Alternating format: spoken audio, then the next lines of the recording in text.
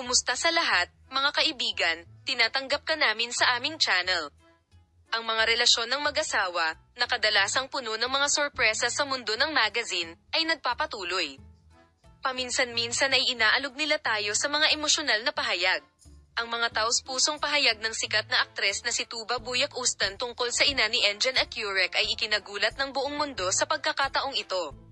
Sina Tuba Buyak Ustan at Engin Akurek, na kabilang sa mga sikat na mag-asawa ng kamakailang Turkish television, ay madalas na nasa agenda hindi lamang sa mga screen kundi pati na rin sa kanilang mga pribadong buhay.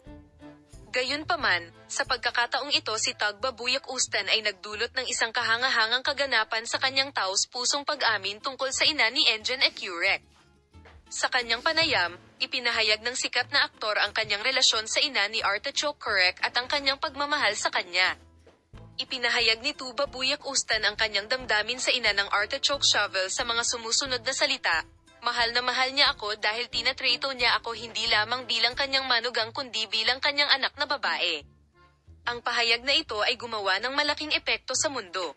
Dahil ang taos-pusong tao at pagiging tahasan ni Tuba Buyak Ustan ay nagulat sa lahat.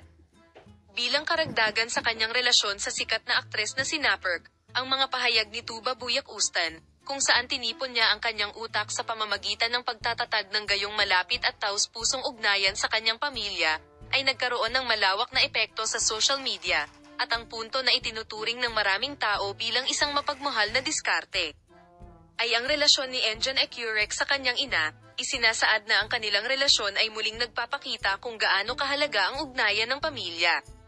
Pinakamahalaga, ang mga sikat na pangalan ng Turkish na telebisyon, Tuba Buyak Ustan at Engin Akurek, ay palaging nasa agenda kasama ang kanilang mga karera at pribadong buhay, at palagi nilang pinangangasiwaan ang atensyon ng kanilang mga tagahanga.